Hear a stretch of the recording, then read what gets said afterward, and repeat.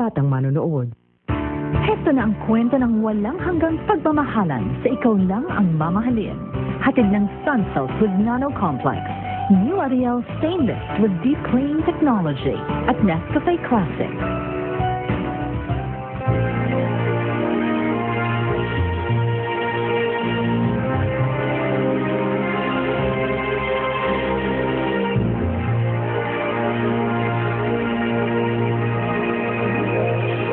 Alam mo anak, kahit mahirap pa tayo sa daga, hindi tayo magnanakaw. Kaya nga malakas tayo kay Lola Signore. Kasi dapat tayo naglilingkod sa kanya. Nagpapasalamat ako sa Diyos. Nagbigyan niya ako ng kagaya mo. Takot sa kasi. Alam mo, bobo ka. Bakit ba kasi rin wala may lin eh? Sige, mag-isa na ako ngayon. Wala na akong kakampi. Ano to? Ma'am, hindi ko alam yan, ma'am. Akala mo gusto patikot sa ulo ko? Ma'am, huwag niyo na wait ako. Bitawan mo nga ako? Bakit mo ba ako tinatawag na magnanakaw? Nakuha ko ba yung cellphone mo? May tulong! Kunin ko po yung medal ko para sa inini. Subukan mo lang ng matang bahay na to. Malalagot ka sa akin. Lalo ang nanay mo!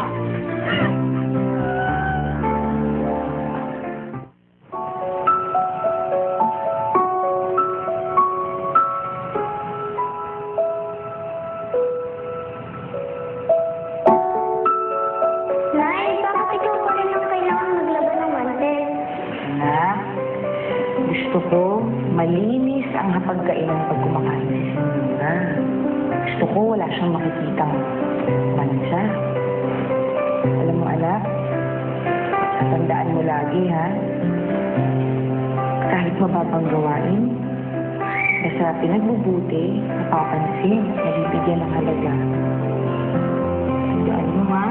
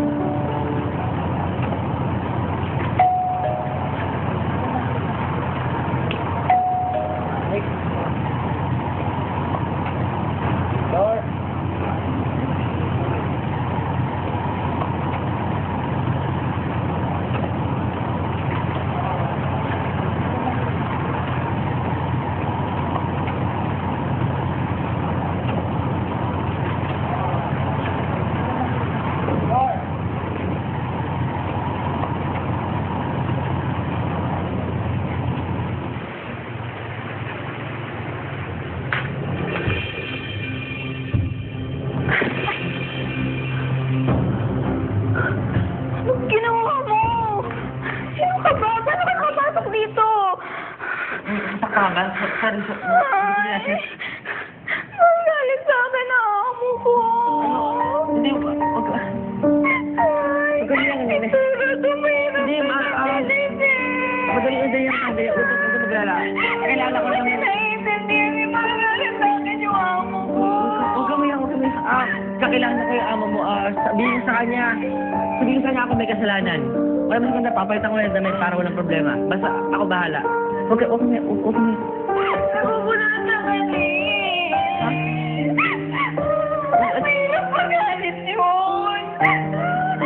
Hindi, kaibigan naman ng mami, huwag ka mag-alala. Papalitan ko na yung damit para walang problema, ha?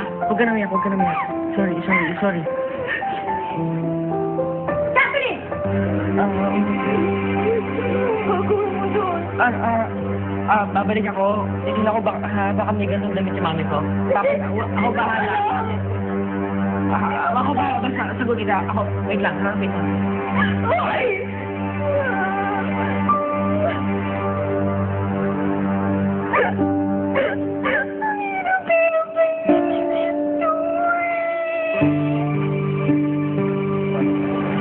Malapit na ang Christmas rush.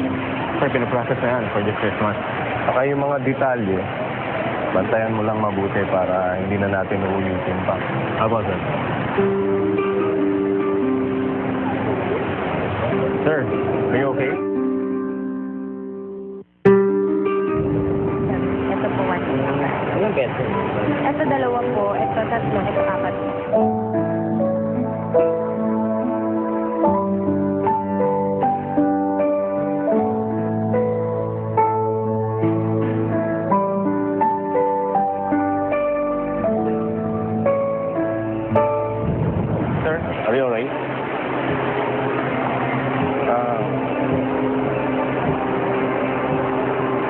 Okay.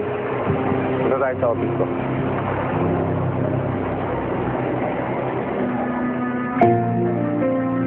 Charles! Aba, nag-airsoft ka na pala ngayon ah. Uy, Okay. sali mo naman ako sa next time. Pare, long time no see ah. Mukhang kagaling mo ng States ah. Oo, kakauwi lang namin the other day. Mukha nga, naka-sweater ka pa rin, mainit dito.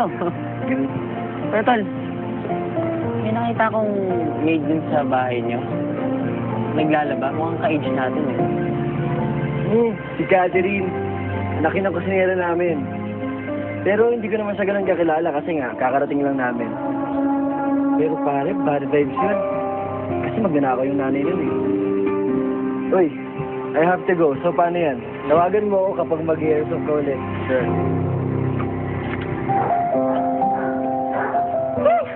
Huwag kang maniniwala doon. Mabait kaya si Aling Ising. At saka alam mo ba, hindi totoong magnanakaw yon. Naipit lang talaga yung mag-inala mo. Bakit? Dahil sa nag-alisan kasi yung mga kasambahay nila. Siyempre, sila yung naipit, sila yung nasabihan na magnanakaw. Kawawa naman talaga tong si Catherine eh. Alam mo ba, nakakulong yung nanay niya. Tapos sila lang mag-isang naiwan na katulong isa. Tingpang man siya na yan. Wala talaga. Alam mo ba, narinig ko nga dun sa... Bakit nila sa kabila? Alam mo ba, nagsisigawan sila. Nakakawala ko kaya Ising. At saka siyempre kay Catherine.